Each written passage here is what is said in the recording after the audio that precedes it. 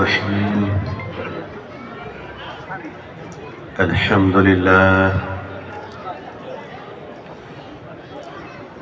لله وكفى وسلام على عباده الذين اصطفى. أما بعد، الحمد لله رب العالمين، والصلاة على رسوله محمد وعلى آله وأصحابه أجمعين. رب اشرح لي صدري ويسر لي أمري واحلل عقدة من لساني يفقه قولي. رب يسر ولا تعسر وتمم بالخير. ربي زدني علما، ربي زدني علما، اللهم ربي زدني علما وألحقني بالصالحين.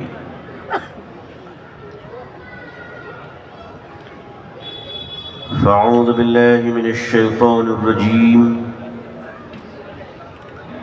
بسم الله الرحمن الرحيم. كنتم خير أمة أخرجت للناس تأمرون بالمعروف وتنهون عن المنكر وتؤمنون بالله.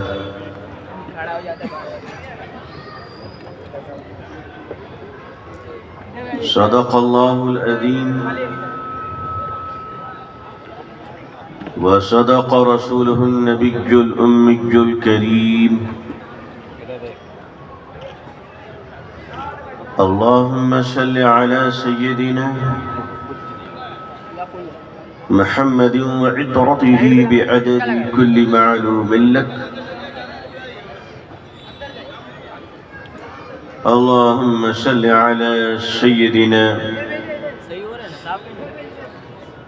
محمد عبدك ورسولك وعلى المؤمنين والمؤمنات والمسلمين والمسلمات.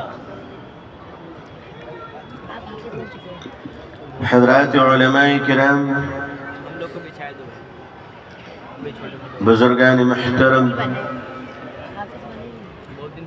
نوجوانان اسلام، عزیزان گرامی، سامعین عظام، عمائدین الشہر، پردہ نشین خواتین امت اسلامیہ،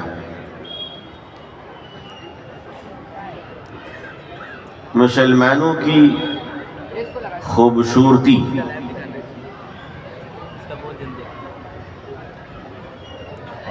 عبادات اور معاملات کی بہتری پر منحصر ہے.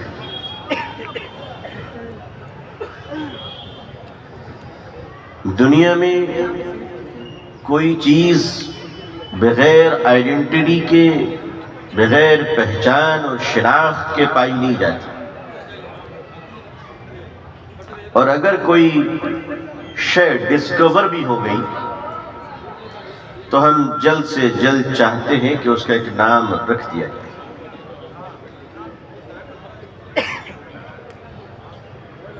اس دنیا میں انسانوں کی کوالٹی طے کی گئی، انسانوں کی ورائٹیز طے کی گئی، رنگ، نسل، علاقے، آب و ہوا اور زبانوں کی بنیاد پر، ملکوں کی بنیاد پر، سرحدوں کی بنیاد پر، نیشنلٹیز کی بنیاد پر انسانوں کی تقسیم کی گئی، اور اسی تقسیم کی بنیاد پر اس کی آئیڈینٹی پروف کو قبول کیا جاتا ہے. مگر آپ مجھے بتائیں، کیا پوری دنیا میں جس طرح انسانوں کی پہچان اس کی سرحد، رنگ، نسل اور زبان کی بنیاد پر کی گئی ہو، کیا ایسی کوئی دلیل ہمارے اور آپ کے سامنے ہے کہ انسانیت کی شناخت بھی اسی بنیاد پر رکھی گئی ہو؟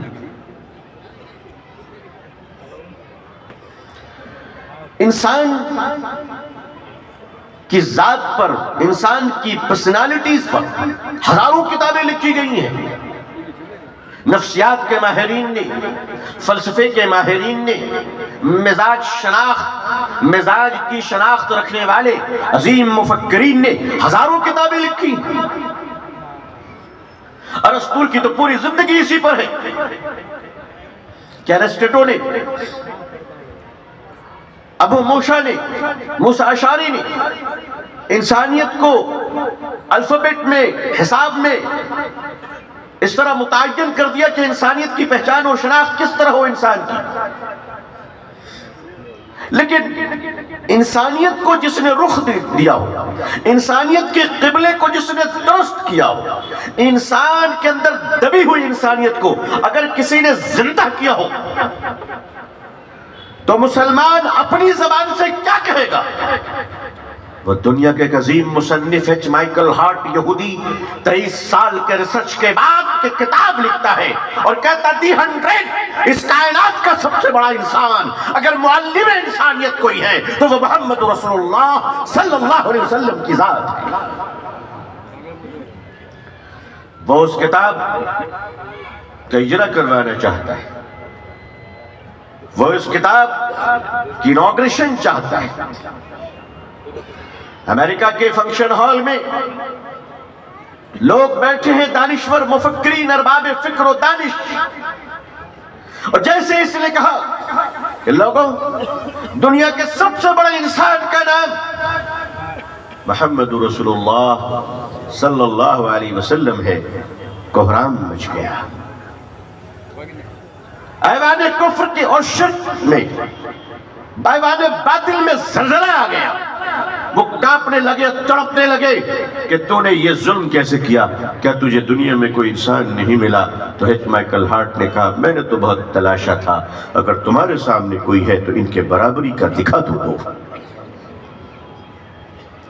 کہا میں نے بڑی کوشش کی، میں نے کوشش کی، لیکن جب بچپنا دیکھنے جاتا ہوں کہ بچپن کی وہ زندگی، تو مجھے کسی اور کی وہ زندگی نظر نہیں آتی جو بچپن میں محمد رسول اللہ صلی اللہ علیہ وسلم کے انصاف اور مساوات کا یہ عالم ہے کہ اگر قبیلہ بنو سعد میں ماں خدیجہ، کبھی قبیلہ بنو سعد میں دائی حلیمہ کے پاس تشریف لے جاتے ہیں تو چھاتی کی ایک طرف سے دودھ پی کر فرماتے حلیمہ دوسری طرف تیرے چھوٹے بچوں کا حق ہے۔ فرمایا کہ زمانے بچپن سے ابھر کر تھوڑا اوپر جانے کا دیکھتا ہوں، عہد شباب سے پہلے تو وہ 10-12 سال کی کچی عمر میں اس بچپن، اس کی نورانی بچپنے کے مقابلے میں کوئی بچپن نظر نہیں آتا کہ مکے کی گلیوں میں عبداللہ کا یتیم جب گزر رہا ہوتا ہے تو مکے کے چودھری یہ کہہ کر کھڑے ہو جاتے ہیں سچ بولنے والا آ رہا ہے، ایمانداری برتنے والا آ رہا ہے۔ اے ابو حکم تم کھڑے کیوں ہو گئے؟ اے حشام تم کھڑے کیوں ہو گئے؟ اے مکے کے چودھریوں بتاؤ کہ تم کھڑے کیوں ہو گئے؟ کہا وہ دیکھتے نہیں ہو صادق آ رہا ہے، امین آ رہا ہے، نام آپ کا محمد ہے صلی اللہ علیہ وسلم، مگر دنیا احترام سے کیا کہتی ہے؟ وہ سچ بولنے والا آ رہا ہے۔ کہا کہ اب 16 سال کی عمر دیکھتا ہوں تو وہ محمد رسول اللہ صلی اللہ علیہ وسلم کی زندگی، آپ نے 16 سال کی عمر میں دیکھا کہ یہ مکے میں کیا ہو رہا ہے، یہ مکے کے لوگ کس براہ روی کے شکار ہیں، یہ سول سوسائٹی میں انسانیت کا احترام کیوں نہیں ہے، سیولائزیشن کیوں نہیں ہے، سماج میں، معاشرے میں ایک دوسرے کا احترام، اکرام اور سماجی ذمہ داریوں کا احساس کیوں نہیں ہے۔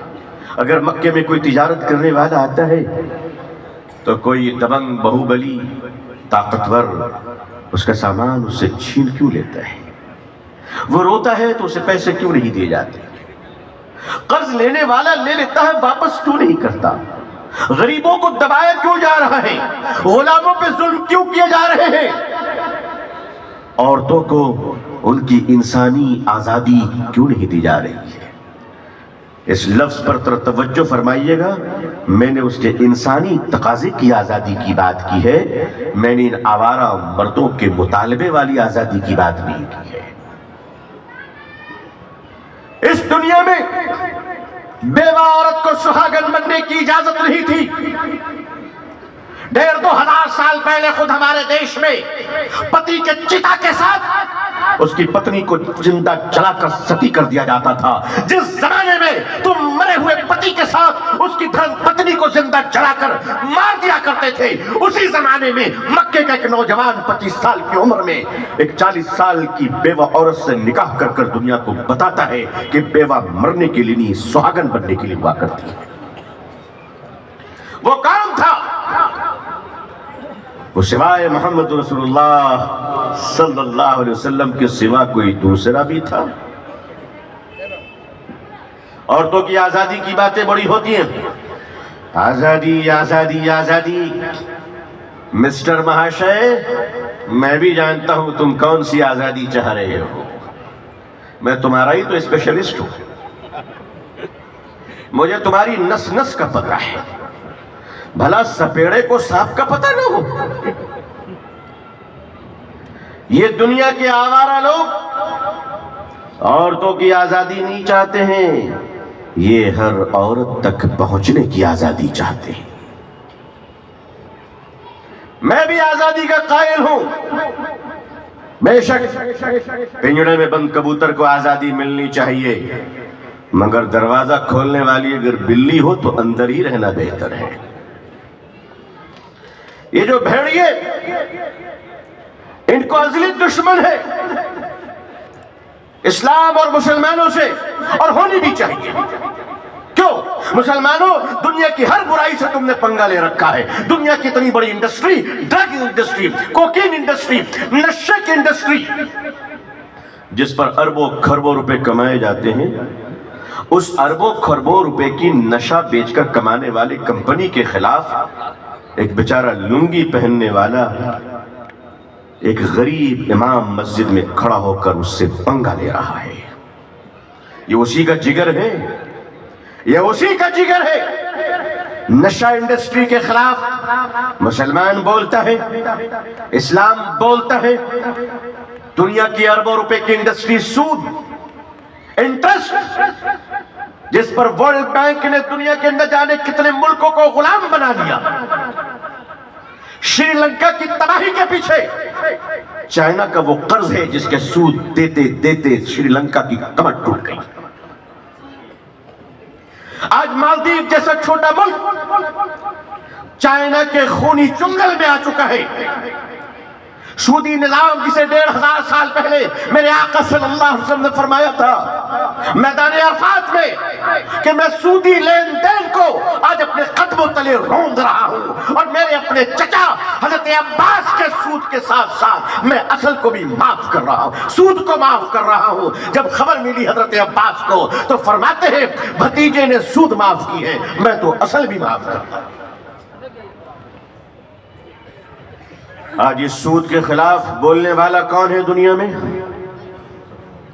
مجھے بتاؤ، اس گونگے اور بہروں کی بھیڑ میں سوائے اسلام کے ماننے والوں کے کوئی دوسرا ہے ٹکر لینے والا؟ چاہے دو ہی چار، دنیا کی ساری برائی، بے حیائی، بے غیرتی، چکلا خانہ، کوٹھے، پراسٹیوشن۔ آج لوگ ناری سمان کی بات کرتے ہیں، عورتوں کی آزادی اور احترام کی بات کرتے ہیں۔ میں کہتا ہوں آؤ، اگر تم اپنی بات میں سچے ہو اور تمہارے دل میں بیٹیوں کی عزت ہے اور غیرت ہے اور ناری سمان کا 40واں حصہ بطور زکات اگر تمہارے دل میں موجود ہے، میں تمہیں آواز دیتا ہوں، جمع ہو جاؤ اور پورے ہندوستان کے طوائف کے کوٹھوں کو خالی کروا کر ان بیٹیوں کو عزت کی زندگی گزارنے کے لیے سرکاری مدد فراہم کر۔ کوٹھے بھی چلاؤ گے اور ناری سمان کی بات بھی کرو گے، یہ بھیڑیا پنا تم ہی کر سکتے ہو، ہم برداشت نہیں کر سکتے۔ تم شراب کی دکانیں بھی کھولو گے اور پھر اس ایڈورٹائزمنٹ میں کروڑ روپے خرچ بھی ہوں گے کہ پی کر گاڑی نہ چلائیں، اور شراب بھی بیچیں گے۔ اسلام کہتا ہے جو شراب پی لے اس کو کوڑا لگاؤ، مگر کوڑا بعد میں لگاؤ، پہلے شراب کی ماں باپ سب کو ختم کر دو۔ شراب کی بنیاد اسلام ہلاتا ہے۔ اسلام کہتا ہے جس نے زنا کی، ریپ کیا، بلاತ್ಕಾರ کیا، اس کو دردناک سزا دو، مگر اس ریپ اور بلاತ್ಕಾರ کی سزا دینے سے پہلے برائی کے جتنے دروازے ہیں سب کو بند کر دو، تاکہ انسان کو موقع ہی نہ ملے گناہ کرنے کا۔ قدم قدم پر گناہ کے سٹال لگائے جا رہے ہیں، قدم قدم پر گناہوں کے بینر لگائے جا رہے ہیں، قدم قدم پر گناہوں کو پروموٹ کیا جا رہا ہے، قدم قدم پر گناہوں کی مارکیٹنگ کی جا رہی ہے، قدم قدم پر گناہوں کا اشتہار کیا جا رہا ہے، قدم قدم پر گناہوں کو آگے بڑھانے کے لیے ایک سے ایک لبھاونے وعدے کیے جا رہے ہیں۔ جس سماج میں گناہ کو بڑھایا جائے، پاپ کو بڑھایا جائے، اس سماج میں اگر سزا کا پراودھان ہو تو یہ اتیاچار سے کم نہیں ہے۔ معلم انسانیت حضرت محمد رسول اللہ صلی اللہ علیہ وسلم نے گناہ کے دروازے کو ایسا بند کیا کہ ہمارے اور آپ کے رب نے فرمایا یا ایھا الذین آمنوا لا تقربوا الزنا، اے ایمان والو برائی یعنی زنا کے قریب تک مت جاؤ، قریب تک مت جاؤ۔ ظاہر ہے کہ جب سماج ننگی ہو جائے گی تو پھر آنکھوں کا حیا کہاں باقی رہے گا۔ ایک سماج جب تک اگر سماج درد سے بھرا نہ ہو، سماج کے اندر ایک دوسرے کے پرتی اگر پیار نہ ہو، سنویدنشیلتا نہ ہو، سینسٹیوٹی نہ ہو، سماج کے تئیں ایک دوسرے کے تئیں، چاہے وہ مسلمان ہو یا ہمارے ہندو بھائی ہو، ہر ایک کے تئیں جب تک ہمارے اندر احترام نہیں آئے گا، سڑک سے گزرنے والی ایک عورت چاہے وہ کسی کی بھی ماتا ہو، مسلمانوں جب تک اسے اپنے ماں کا درجہ دے کر تم گاڑی روک نہیں دیتے اور اس ماں کو سڑک پار کرنے میں تم مدد نہیں دیتے، تم راشن کارڈ، پاسپورٹ اور آئیڈینٹی اور ووٹر آئی ڈی میں انسان تو کہلا سکتے ہو، لیکن یاد رکھو شریعت کے نقطہ نظر میں تمہاری معیار انسانیت آج مکمل نہیں ہو سکی۔ اعمال اور عبادات یہ دونوں ایک دوسرے کے ساتھ سنگم ہیں۔ عبادات براہ راست اللہ کے لیے ہے، لیکن معاملات وہ ہے جو بندوں کے ساتھ ہے، گرچہ کے بندوں کے ساتھ ہے، مگر اس کا اجر اللہ ہمیں عطا فرمائے گا۔ یعنی بندوں کے ساتھ بھلائی کرنے میں اللہ نے اجر کا وعدہ کیا، نماز پڑھنے میں جس طرح اللہ کی رضا ہے، اللہ کی خوشنودی ہے، اللہ تعالیٰ کی طرف سے ثواب ہے، اللہ تعالیٰ کی طرف سے اجر کا ہمیں یقین ہے، اسی طرح بندوں کے ساتھ مانوتا کے پرتی، انسانیت کے تئیں اگر آپ بھلائی کا جذبہ لے کر آگے بڑھیں گے تو آپ کا یہ جذبہ بالکل کبھی بھی بیکار نہیں جا سکتا۔ اگر آپ ایک چھوٹی سی کنکری دریا میں ماریں گے، چھوٹی سی کنکری آپ نے دریا میں زور سے مارا، اس سے ایک لہر ضرور پیدا ہوگی۔ یہ الگ بات ہے کہ وہ لہر ہمیں آپ کو نظر نہ آئے، لیکن ایک لہر پیدا ہوگی، وہ لہر ہمیں نظر نہیں آتی، ہم گزرتے گزرتے اللہ کی توفیق سے کچھ اچھا کام کر دیتے ہیں، ہمیں پتہ بھی نہیں چلتا، لیکن اس سے ایک نیکی ضرور پیدا ہو جایا کرتی ہے۔ امام ابو داؤد رحمت اللہ علیہ محدثین کی جماعت میں صف اول کے محدث ہیں، 5 لاکھ حدیثیں آپ کو زبانی یاد رہی، 5 لاکھ حدیثیں آپ نے سنن ابو داؤد مرتب کی، اور داؤد شریف، ابو داؤد شریف میں 4800 حدیثیں آپ نے جمع کی۔ آپ نے فرمایا پہلی حدیث انما الاعمال بالنیات، اور کما قال علیہ الصلوۃ والسلام، اور امام بخاری علیہ الرحمہ نے بھی بخاری شریف کی پہلی حدیث رکھی انما الاعمال بالنیات، اور کما قال علیہ الصلوۃ والسلام۔ امام ابو داؤد رحمۃ اللہ علیہ کا جب انتقال ہو گیا تو آپ نے حدیثوں پہ اتنا کام کیا، بڑے شاگرد آپ نے چھوڑے، ایک سے ایک محدث اور فقیہ اور جید عالم آپ نے شاگرد چھوڑ کر آپ دنیا سے تشریف لے گئے۔ آپ کے انتقال کے بعد ایک بڑے اللہ والے شاگرد نے آپ کو خواب میں دیکھا، اب پوچھا حضرت سب خیریت ہے؟ اللہ کیا پیشی ہو گئی؟ کہاں ہو گئی؟ کہا کیا ہوا؟ کہا اللہ نے اپنے فضل سے ہمیں معاف کر دیا۔ کہا حضرت کس عمل کی بنیاد پر؟ فرمایا کہ جب میں اللہ کے حضور پیش کیا گیا تو میرا خیال یہ تھا کہ میں نے حدیثوں پر بڑا کام کیا ہے، شاید اسی پر پہلے بات ہوگی، لیکن اللہ کے حضور میں مجھ سے کہا گیا اے ابو داؤد، آج تجھے میں اس نیکی کے عوض اپنی خوشی اور رضا تجھے عطا کر رہا ہوں جو تجھے یاد بھی نہیں اور تو نے اس کو نیکی سمجھ کر یاد بھی نہیں رکھا۔ فرمایا ابو داؤد ذرا یاد کرو وہ زمانہ، کچھ یاد آ رہا ہے جب گرمی بہت شدید تھی، آسمان سے آتشی گولے دھوپ کی شکل میں زمین پر آ رہے تھے، شدت گرمی اور حرارت کی وجہ کر زمین پھٹ پھٹ جا رہی تھی اور جانور سسک سسک کر مر رہے تھے اور انسان پیاس کو بجھانے کے لیے پانی کے بوندیں تلاش رہا تھا۔ ابو داؤد کچھ یاد آیا جب تم ایک اونچے پہاڑ کے ٹیلے پر ایک سایہ دار درخت کے نیچے بیٹھ کر لکڑی کے قلم کو دوات میں ڈبو ڈبو کر میرے محبوب کی حدیث لکھ رہے تھے صلی اللہ علیہ وسلم۔ اے ابو داؤد، عین اسی وقت جب تم نے قلم کو ڈبویا اور باہر نکالا تو قلم کے اوپر جو روشنائی کا قطرہ لگا ہوا تھا اس پر میری ایک مخلوق مکھی آ کر بیٹھ گئی اور تم نے یہ سوچ کر ہاتھ روک لیا کہ شاید یہ مکھی بھی پیاسی ہو۔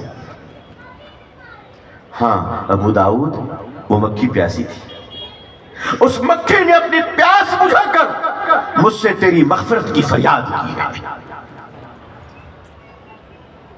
اے ابو داؤد، میں اس مکھی کے پیاس بجھانے کے صدقے آج تجھے اپنی رضا عطا کر رہا ہوں۔ نیکیاں کبھی ضائع نہیں ہوا کرتی میرے بزرگوں، نیکیاں کبھی ضائع نہیں ہوا کرتی، نیکیاں کبھی ختم نہیں ہوا کرتی۔ گناہ میں لذت عارضی ہے، سزا لامع وقت کے لیے ہے، نیکیوں میں مشقت عارضی ہے، مزہ ہمیشہ کے لیے ہے۔ گناہ کی لذتیں وہ کافور ہو جاتی ہے۔ نبی کریم صلی اللہ علیہ وسلم نے مسلمانوں کی جو جماعت تیار کی تھی، وہ جماعت صرف مسجدوں کو آباد کرنے والی نہیں تھی بلکہ بازاروں میں بھی اللہ کے نام کا نور بکھیرنے والی جماعت تھی۔ اس ملک میں، ہندوستان میں، آزادی کے بعد کے جو 75 سال ہمیں ملے، اس 75 سالوں میں ہم بشمول پوری قوم، تمام شعبہ حیات کے منسلک لوگ، مسٹر مولانا، سارے لوگ مل کر ان 75 سالوں میں ہم نے اس ملک کے برادران وطن کو اپنے اسلامی اخلاق سے متاثر کرنے کی کوئی کوشش نہیں کی۔ یہ بات جب 2021 کے مسلم مسلح بورڈ کے اجلاس کانپور میں مرشد امت حضرت مولانا رابع حسنی صاحب رحمۃ اللہ علیہ کی زبان مبارک سے نکلی تو میں سوچتا رہ گیا کہ حضرت کیا فرما رہے ہیں۔ میں نے تو 75 سال کہے، حضرت نے فرمایا کہ پچھلے کئی ہزار سالوں سے ہم نے اسلامی اخلاق پیش نہیں کیا اس ملک میں، اس ملک میں پیش نہیں کیا۔ آپ مجھے بتائیے، جس گھر میں رہنے والا اس گھر میں جھاڑو نہ لگائے، جس گھر میں رہنے والا اس گھر کی صفائی پوچھائی نہ کرے، جس گھر میں رہنے والا اس گھر کی رنگ و روغن نہ کرے، جس گھر میں رہنے والا اس بلڈنگ کی مینٹیننس نہ کرے، آپ مجھے بتائیں کہ وہ مکان کھنڈر میں تبدیل ہوگا یا نہیں ہوگا؟ اس کائنات کے، اس دنیا کے سب سے خوبصورت پودے کا نام محبت ہے، اس دنیا کے سب سے خوبصورت پودے کا نام محبت ہے، اور محبت کا پودا زمین پہ نہیں میرے پیاروں، وہ انسان کے دلوں میں اگا کرتا ہے۔ اس پودے کی پرورش نبی کریم صلی اللہ علیہ وسلم نے ایک جماعت تیار کی مسلمانوں کی۔ لوگ پوچھتے ہیں حضور صلی اللہ علیہ وسلم کے معجزات بہت سارے ہیں، یقیناً بہت سارے ہیں، لیکن مجھ جیسا طالب علم یہ کہنے کے پر مجبور ہے کہ آپ کے بڑے معجزوں میں یہ بھی کم بڑا معجزہ نہیں کہ مکے کی ریگستان میں چرواہوں کو پکڑ کر آپ نے امت کا قائد و سردار بنا دیا۔ یہ وہ تربیت تھی جو 3.5 لاکھ صحابہ کرام رضی اللہ تعالیٰ عنہم اجمعین کی جو جماعت آپ چھوڑ کر اس دنیا میں گئے، وہ جماعت، وہ صحابہ کوئی معمولی نہیں تھے، وہ رجال سازی ہوئی تھی۔ وہ ایک صحابی دنیا میں انقلاب لانے کی صلاحیت و اخلاق رکھا کرتے تھے، اور مسلمان کوئی ہے اگر اس کے اخلاق اور اس کی محبت سے اگر وہ دوسروں کو متاثر نہ کر سکا تو خود کو حاجی سمجھا کرے، نمازی سمجھا کرے، مقرر سمجھا کرے، قاری سمجھا کرے، جو سمجھنا ہے سمجھ لے، مگر وہ اسلامی شریعت پر چلنے والا ایک بہتر انسان خود کو سمجھنے کے قابل نہیں ہے۔ ایک مسلمان چلتے وقت دوسروں کے دروازے پہ تھوک دے، اس کی غیرت مر نہیں جاتی کہ حضور صلی اللہ علیہ وسلم نے پڑوسی کا کیا حق بتایا۔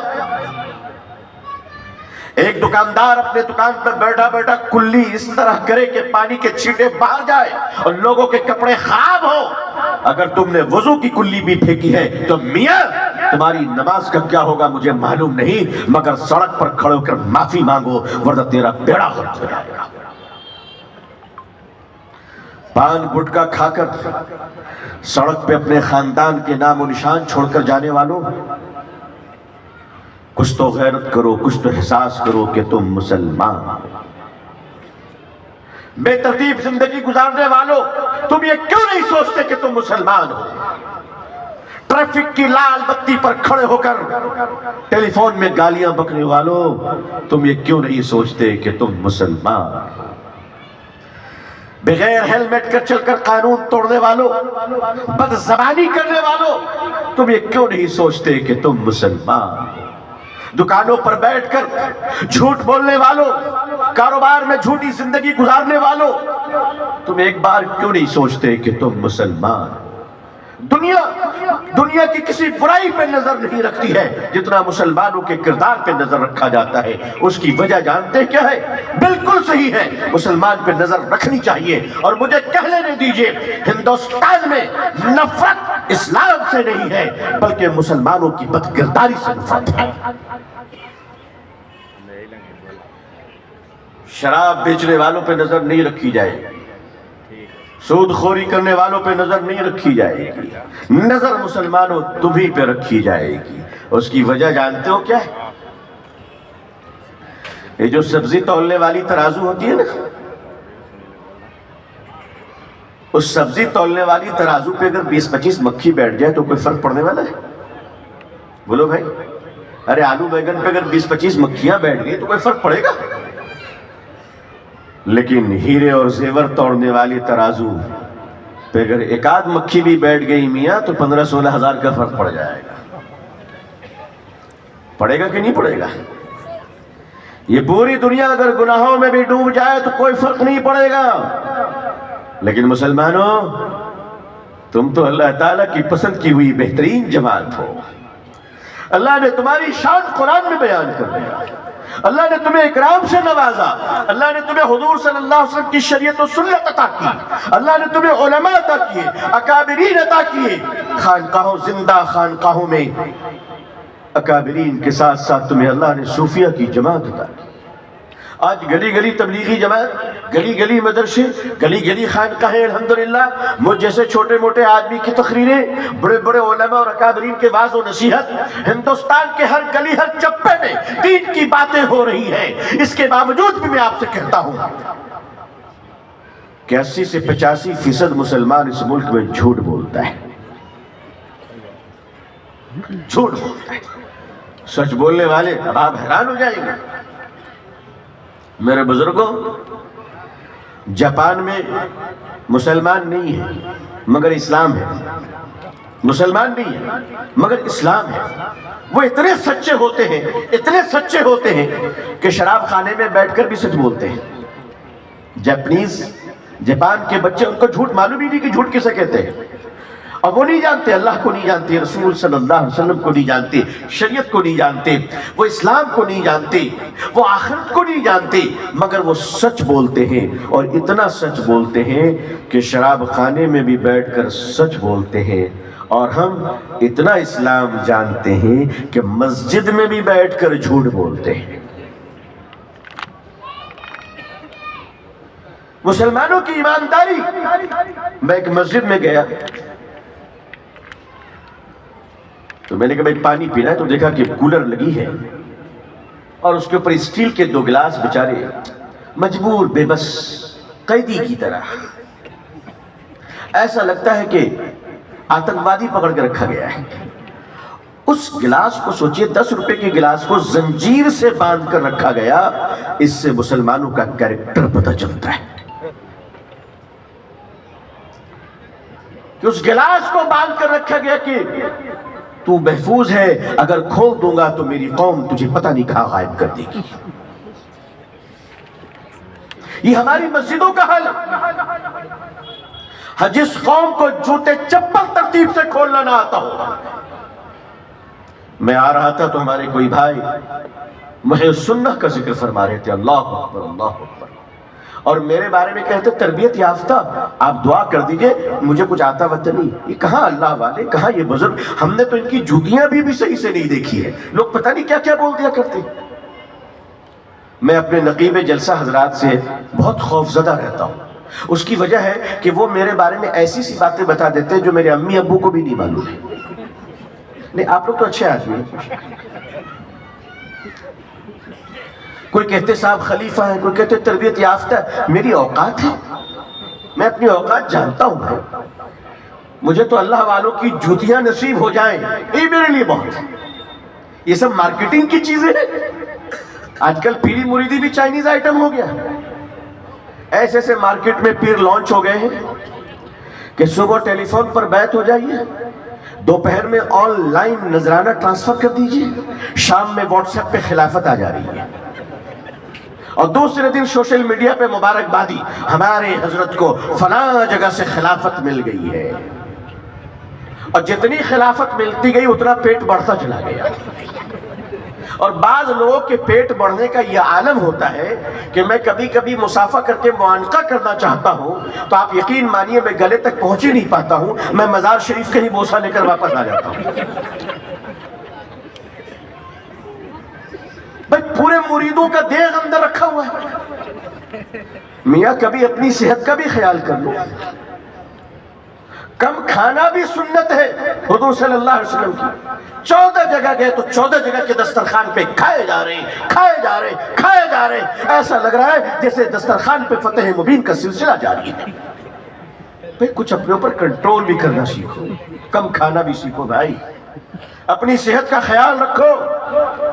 آپ جن کو برا کہتے ہو نا، آپ جن کو برا کہتے ہو کہ جو جماعتیں ہماری دشمن ہیں، کہ بھارتی مسلمانوں کے جن کو دشمن سمجھتے ہو، وہ صبح 4 بجے اٹھ کر دوڑ لگاتی ہے، اور ہماری قوم کا حال یہ ہے کہ 2 بجے رات تک چائے کی دکان میں بیٹھ کر اپنے بزرگوں کے لیے ایصال ثواب فرمایا کرتے ہیں۔ کیا وجہ ہے؟ آخر مسلمانوں کے ہی محلے میں 2 بجے رات تک دکانیں کیوں کھلی رہتی ہیں؟ کیوں مسلمانوں کو نیند نہیں آتی؟ اس قوم کو نیند نہیں آتی جس پر فجر کی نماز کو فرض کیا گیا ہے۔ 2 بجے رات تک چائے کی دکانوں میں اپنے زندگی کے قیمتی وقت کو برباد کرنے والوں، تمہیں جو قوم اپنے رات کی قدر نہیں کرتی ہے اس کو صبح کا اجالا بھی نصیب نہیں ہوتا ہے، اور جو دیر رات تک بلا وجہ جاگتے رہے اس کا دن بھی خراب، اس کا دین بھی خراب۔ رات تک کھڑے ہوئے کیوں ہماری قوم بائک لے کر، سائیکل لے کر؟ نوجوانوں تمہیں کیا ہو گیا؟ اگر تم جلدی سونے کے عادی بن جاؤ انشاءاللہ تو تم فجر کی نمازوں میں مسجدوں کو جمعے کی طرح بھر دو گے انشاءاللہ، تہجد پڑھنے والی قوم بن جاؤ گے۔ میں علماء سے عرض کرتا ہوں کہ میرے علماء، میں آپ کے پاؤں پکڑ کر آپ سے گزارش کرتا ہوں کہ اکابرین اور بزرگان دین بڑی تیزی کے ساتھ اٹھتے چلے جا رہے ہیں، اب راتوں میں ہمارے لیے رونے والا کون ہے؟ آپ ہی لوگ تو ہیں، آپ ہی لوگ۔ اپنی راتوں کو استعمال کیجئے اور راتوں میں اللہ کے سامنے رونے کا مزاج بنائیے، اس لیے کہ جب امت کے علماء راتوں میں رویا کرتے ہیں تو یہ قوم پھر راتوں میں چین سے سویا کرتی ہے۔ ہم نے اپنے راتوں کو ضائع کر دیا۔ ہمارے محلے کی کمیٹیوں کی ذمہ داری نہیں کہ وہ اپنے بازاروں کو شریعت کا پابند بنائے، اپنے لوگوں کو شریعت کا پابند بنائے۔ آپ محنت کرنے والی قوم کا مقابلہ کبھی بھی بد دعاؤں سے نہیں کر سکتے۔ محنت کا مقابلہ آپ کو محنت سے کرنے ہوگے۔ مسلمانوں، آپ کی بد اخلاقی نے اس ملک کو بہت بے رحم بنا دیا ہے، بہت بے رحم بنا دیا ہے۔ مسلمانوں، یہ ملک انتظار کر رہا ہے کہ ملاوٹ کے خلاف کون کھڑا ہوگا۔ یہ امت ہی تو کھڑی ہو سکتی ہے جو رسول اللہ کی ماننے والی ہو صلی اللہ علیہ وسلم۔ ہم سب جانتے ہیں کہ حضور صلی اللہ علیہ وسلم کو نبوت ملی 40 سال کی عمر میں۔ کیوں بھائی؟ یہی صحیح ہے نا؟ 40 سال کی عمر میں آپ صلی اللہ علیہ وسلم کو نبوت ملی۔ نماز اس کے بعد فرض ہوئی، قرآن ظاہر تبھی سے نزول ہونا شروع ہوا، قرآن کا نزول شروع ہوا، روزے اس کے بعد فرض ہوئے، یعنی سارے اعمال، اسلام، شریعت، عبادات یہ کب آئے؟ 40 سال کے بعد اترے۔ اسلام کب آیا؟ 40 سال کے بعد۔ نماز کب آئی؟ 40 سال کے بعد۔ روزہ کب آیا؟ 40 سال کے بعد۔ زکوٰۃ کب فرض ہوئی؟ 40 سال کے بعد۔ مسجدیں بنائی کب گئی؟ 40 سال کے بعد۔ اذان کب ہوئی؟ 40 سال کے بعد۔ سارا اسلام کب آیا؟ 40 سال کے بعد۔ پورا اسلام کتنے سالوں میں مکمل ہوا میرے بھائیوں؟ 23 سال، ہے نا؟ 23 ایئرس۔ سارا اسلام 23 سال میں مکمل۔ عبادات، معاشرت، قرآن 23 سال میں مکمل۔ سوال اٹھتا ہے کہ جب سارا کام 40 سال کے بعد ہوا تو 40 سال تک میرے حضور کیا کر رہے تھے صلی اللہ علیہ وسلم؟ یہ بات غور کرنے کی ہے۔ میرے حضور صلی اللہ علیہ وسلم 40 سال تک کیا کر رہے تھے؟ 40 سال تک میرے نبی صلی اللہ علیہ وسلم اہل عرب کو اپنا کریکٹر بتا رہے تھے۔ اے لوگوں دیکھ لو، میری زندگی میں جھوٹ کا داغ نہیں ہے، اے لوگوں گناہ کا داغ نہیں ہے۔ اسلام 23 سال میں بتایا گیا، مگر نبی نے اپنا کریکٹر 40 سالوں میں بتایا کہ وہ اللہ تعالیٰ نے پوری انسانیت کو بتایا کہ دیکھو یہ میرا محمد ہے صلی اللہ علیہ وسلم، کتنا سچا ہے، کتنا صاف ہے، کتنا ایماندار ہے کہ 25 سال کی عمر میں آپ حضرت خدیجہ کی پارٹنرشپ میں جب تجارت کے لیے تشریف لے گئے تو حضرت خدیجہ نے اپنا ایک غلام بھی آپ کے ساتھ کر دیا تھا، میسرہ۔ سمجھانے کے لیے کہہ رہا ہوں، حالانکہ یہ ادب کے معیار کا جملہ نہیں ہے، لیکن میں عرض کر رہا ہوں اصل تو حضرت خدیجہ نے ایک مخبر بھی ساتھ میں رکھا تھا کہ اتنا اچھا آدمی ہے میسرہ، ذرا ان کے بارے میں مجھے آ کر بتانا، کیونکہ محمد صلی اللہ علیہ وسلم کوئی آرڈنری معلوم نہیں ہوتے، کوئی عام آدمی معلوم نہیں ہوتے ہیں، تو میسرہ ذرا تم آ کر مجھے بتانا کہ یہ کیسے ہیں۔ 25 سال کی عمر میں میرے آقا صلی اللہ علیہ وسلم جب ملک شام، دمشق اور عراق میں تجارت کر کر، پھیری کے بزنس کر کر، کپڑوں کی تجارت کر کر آپ لوٹے ہیں مکے میں، اور خدیجہ کو حضرت خدیجہ رضی اللہ تعالی عنہ کو ان کا مال لوٹایا، ان کی پروفٹ لوٹائی، ان کا نفع لوٹایا اور واپس لوٹ آئے۔ حضرت خدیجہ رضی اللہ تعالی عنہ ام المؤمنین اور پہلی مسلمہ اور اللہ والی اپنے غلام میسرہ سے پوچھتی ہے، میسرہ محمد کیسے لگے صلی اللہ علیہ وسلم؟ تو میسرہ فرماتے ہیں پورے سفر میں مجھے پتہ نہیں آیا کہ خادم کون ہے، میں ہوں یا وہ ہے۔ میں ان کی خدمت کیا کرتا، وہ میری خدمت کرتے تھے، وہ میرا خیال رکھتے تھے، وہ مجھ سے پوچھتے تھے میسرہ تجھے نیند تو نہیں آ رہی ہے، میسرہ تو تھک تو نہیں گیا ہے، میسرہ تجھے بھوک تو نہیں لگ رہی ہے؟ وہ کہنے لگے اے خدیجہ مجھے کیا بتاؤں، جو آپ کے پاس جو خریدار آیا کرتا تھا وہ سامان خریدنے کے بعد خود کو بیچ دیا کرتا تھا۔ میرے آقا صلی اللہ علیہ وسلم کے گھر میں حضرت عائشہ رضی اللہ تعالیٰ عنہ کی ایک باندی تھی، حضرت بریرہ رضی اللہ تعالیٰ عنہ، وہ روایت کرتی ہے باندی وہ روایت کرتی ہے کہ ایک دن گرمی بہت ہو رہی تھی اور میں سوئی ہوئی تھی، مجھے پسینہ آ رہا تھا۔ اچانک رحمت للعالمین صلی اللہ علیہ وسلم گھر میں تشریف لے آئے۔ اچانک اندر آئے تو آپ نے دیکھا کہ بریرہ کو پسینہ آ رہا ہے، فوراً آپ نے پنکھا لیا اور آپ ہوا دینے لگے۔ حضرت بریرہ فرماتی ہے کہ جب ٹھنڈی ہوا لگی تو میری آنکھ ہلکی سی کھلی تو میں نے دیکھا اللہ اکبر، رحمت للعالمین صلی اللہ علیہ وسلم، مجھے پنکھا جل رہے ہیں۔ میں شرما کر اٹھ گئی اور کہنے لگے یا رسول اللہ صلی اللہ علیہ وسلم، میرے ماں باپ آپ پر فدا ہو، آپ یہ کام تو میرا ہے، آپ کیوں کر رہے ہیں؟ تو آپ نے فرمایا بریرہ جب مجھے گرمی لگتی ہے تو تم پنکھا جلتی ہو، آج تمہیں گرمی لگ رہی ہے تو میں پنکھا جل رہا ہوں۔ اے بریرہ، احسان کا بدلہ تو احسان ہوتا ہے۔ اے لوگوں، اگر قیامت کے دن اللہ کے ہاں ہمارے اس ملک کے بھائی ہمیں پکڑ لے، اللہ نہ کرے اللہ نہ کرے، اور کہے کہ اے اللہ آج کفر و شرک کی وجہ سے ہم جہنم میں جا رہے ہیں، لیکن ذرا ٹھہر اس مسلمان سے تو پوچھ لوں، ساتھ میں رہتا تھا، کھیلتا تھا، چلتا تھا، بزنس کرتا تھا، شادی بیاہ میں ہم لوگ ایک دوسرے کے گیسٹ ہوتے تھے، مگر اس ظالم سے پوچھو کہ اس ظالم نے میرے ساتھ سب کچھ کیا مگر ایک اللہ کا تعارف نہیں کرایا، تعارف نہیں کرایا، اخلاق نہیں بتایا۔ مسلمانوں، آج آپ یہ تہیہ کر لیں کہ ہم تجارت کریں گے نفع اور نقصان کے لیے نہیں، بلکہ اللہ کے نبی صلی اللہ علیہ وسلم کی سنت کے تعارف کے لیے انشاءاللہ۔ تجارت، اسلام ہندوستان میں تجارت کی راہوں سے آیا، اور وہ تاجر ہوا کرتے تھے نوجوان جو عرب سے آیا کرتے تھے اور اپنی بے پناہ حیا کا مظاہرہ کرتے ہوئے ان انگریزوں کے ہاں جو اسلام پہنچا یورپ میں، یہ جنگ کے میدان سے پہنچا۔ آپ جانتے ہیں کہ یورپ کی سرحدیں عرب کی بعض سرحدوں سے مل جایا کرتی ہیں، ترکی سے ملی ہوئی ہے، مراکش سے ملی ہوئی ہے، اس طرف موروکو ہے تو اس طرف اسپین کی سرحد ملتی ہے، اسی طرح ترکی کے قسطنطنیہ سے سرحدیں مل جایا کرتی ہے یورپ کی۔ مسلمانوں سے فرنگیوں کی جنگیں ہو رہی تھی، مسلمان سپاہی جنگ کے میدان میں ہے، اس طرف سے انگریز سپاہی جنگ کے میدان میں ہے۔ ایک انگریز سپاہی کا چھوٹا بچہ دور بیٹھ کر دیکھ رہا ہے کہ میرا باپ لڑ رہا ہے۔ اچانک ایک مسلمان کی تلوار، سپاہی کی تلوار اس انگریز کے گردن پہ چلی جاتی ہے، وہ بچہ چیخ مارتا ہے میرے باپ کو چھوڑ دو۔ یہ سننا ہے کہ مسلمان اپنے ہاتھ کو روک لیتا ہے، بچہ دوڑتا ہوا بے خوف ہو کر اپنے باپ کی محبت میں جنگ کے میدان میں آتا ہے۔